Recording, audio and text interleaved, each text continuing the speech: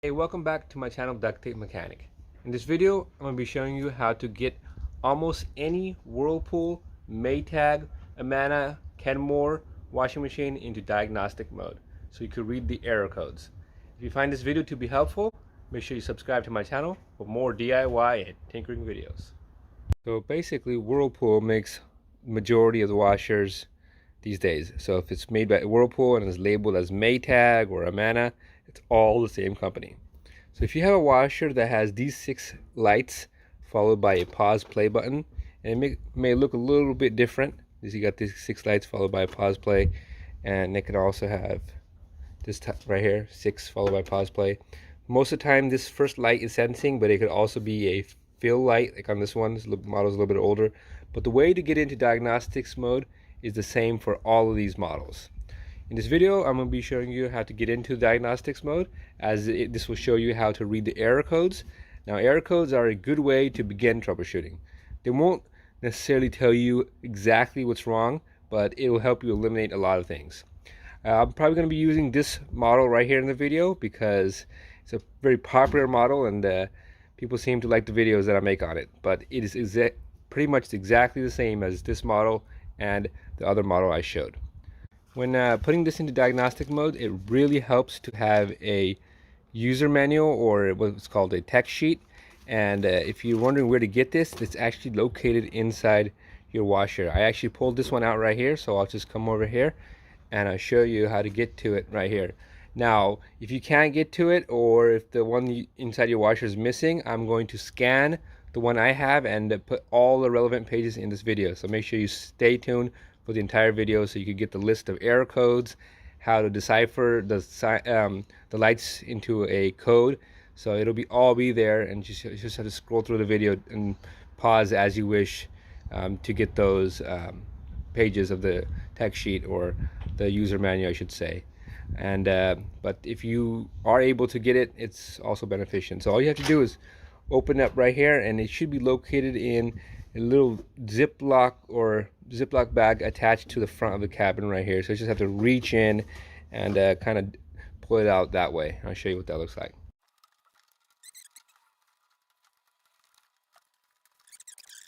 Alright, so let's put this thing into diagnostics mode. First thing we need to do is rotate this counterclockwise all the way around twice. So 1, 2. That just resets everything.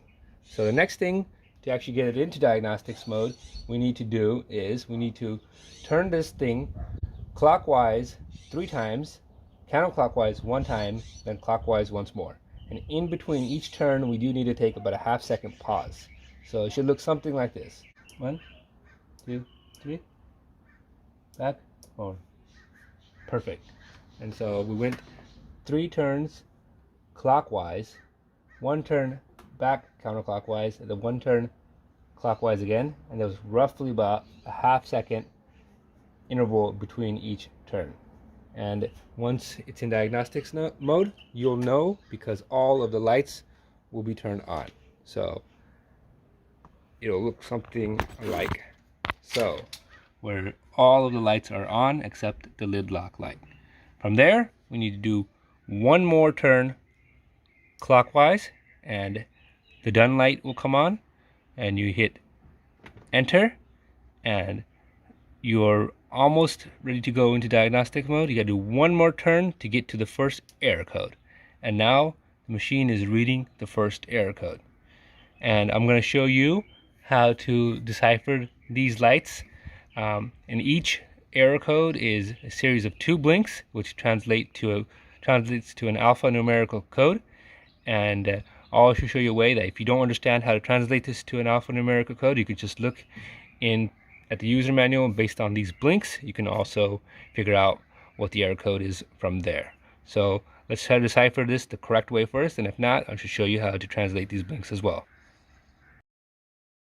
Let's decipher how to get an alphanumerical value from these blinking lights.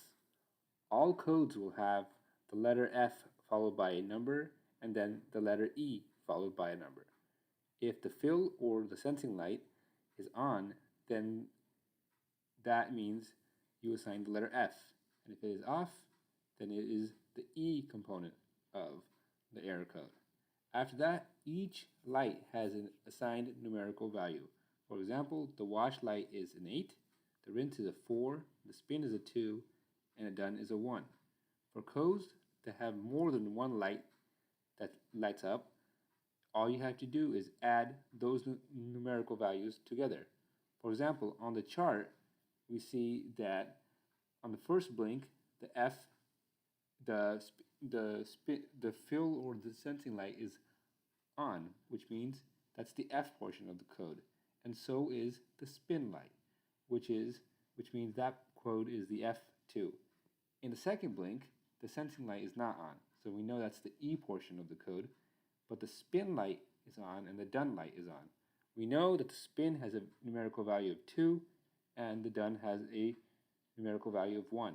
Together, that's 3, so that's E3. So this code on the chart here is F2 E3. Alright, so let's go back to the machine. We have successfully entered into error code mode, and basically if we keep toggling clockwise, we go to all the other error codes that are on the machine. Now, typically your machine won't have that many error codes. I've just been troubleshooting the machine by removing components and whatnot. So it does have a fair amount of error codes stored on it. So each counterclockwise turn is a different error code. So if you keep going, eventually you'll get to the last one, and you know that because all of the lights will be turned on and they'll be blinking on and off. So here you have the sensing, wash, rinse, spin, and done on, and they turn off. So that's tells us that we've reached the last error code. That itself is not an error code. That's just the signal that we've reached the end. And if you hold the pause play button here for 3 seconds, and it'll actually reset all of the error codes and it'll clear everything out. Now, if you haven't actually resolved the issue, it'll come back within the next wash cycle. So let's practice deciphering what a random error code looks like. So I'll just go back 1 or 2 here, and we'll try to figure out what this is right here. So in the first blink, we got the sensing, rinse, and done on. In the second blink, we got just the done on.